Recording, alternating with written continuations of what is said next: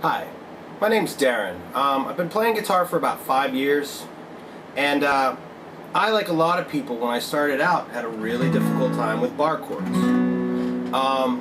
It's difficult to explain the exact function of what's going on. All you see is the this one finger here, this finger here, and this, and then you press down with the big one. It's a little more complicated than that, so I'm going to break it down into 3 simple steps. The first step you want to do is the bar step. You want to get your finger down to where all of the strings ring out. You don't want it to be curved because then you get less pressure on it. The biggest problem a lot of people make is they just kind of put their finger down and think that that's going to work. And eventually you can do it that way because it becomes automatic. But you're not using the bottom part of your finger. You're using this edge here, right about where the knuckle lines, these knuckle lines here end.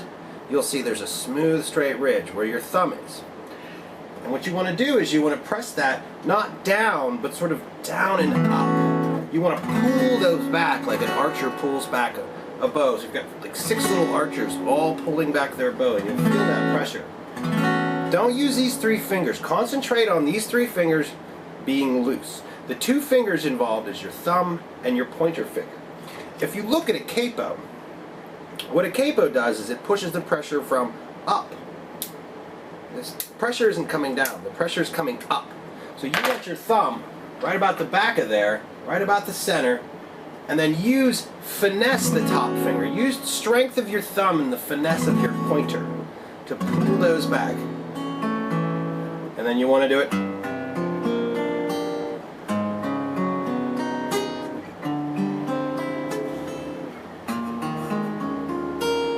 all the way up and down. You want to practice that on whenever your time is, because it isn't just one fret that you can manage. There comes different issues with your elbow, with your wrist. When you're playing a bar down here, you're working on a whole different set of energy and angles. That's the first part, is the bar. I like to think of it as the clamp, where I get this clamp and I pull it back. Now the second part comes in where, like me, maybe a lot of you learned bar or open chords by opening, say, the G or the D, the A minor, and the E, all with using your pointer finger to say be on the B, and the G string and the D string held down by the pointer. What you'll need to do for this exercise is learn those chords over again, and using these 3 fingers instead of these 3 fingers. We tend to, like, at first avoid the pinky because the pinky is the weakest of the fingers. It really is sometimes difficult. A lot of people have trouble with it. Weak pinkies are very common, and it's something you have to get over if you want to learn to play guitar. And that way to do it is you make that A minor chord with the middle finger on the B, the other 2 fingers on the G and the D.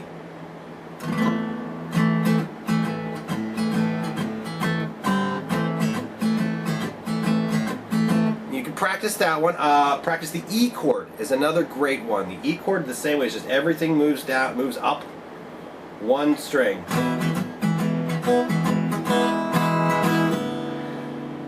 Given that, then you start to understand that what we're doing with barring chords is taking that E, and now we're going to move it up 1 to make an F. Move it up 1 to make an F sharp. Another one to make a G. G sharp, A sharp, B, C. That's all these notes are. It's difficult to do. So what we have to do is first just stick with it. And then maybe you can even learn C without using your pointer. Learn G without using your pointer. These things will help you down the road when you get to the 3rd exercise.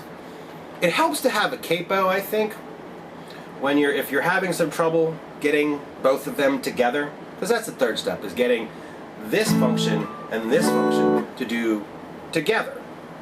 Using the capo, you can work. You've got that, this is an A chord, by the way. That's an open A chord. If my finger was all the way down, because it's on the 5th. Anyway.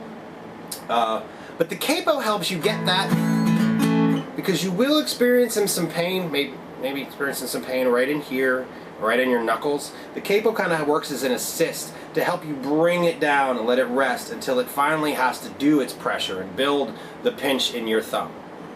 A couple other things. You want to keep some space. You don't want to grab it like this from the bottom. You've got to keep some space between the neck and the fleshy part of your finger. Also, you have to be careful on how you're holding the guitar. It has a lot to do with you become natural with your. When I first started, I learned to play in a very narrow chair, and it got to the point where I was playing like this, and it created all kinds of problems in my neck. Make sure you're playing correctly. Bar chords are essential. You'll hit a wall in guitar if you don't take the time and learn this, but you'll injure yourself if you try to push it too fast. Just whenever you have time. I still struggle with it. I still struggle with perfect form. But if you work those 3 exercises, this, and then together, it'll all come into play, and then eventually you'll be able to move all up and down the neck.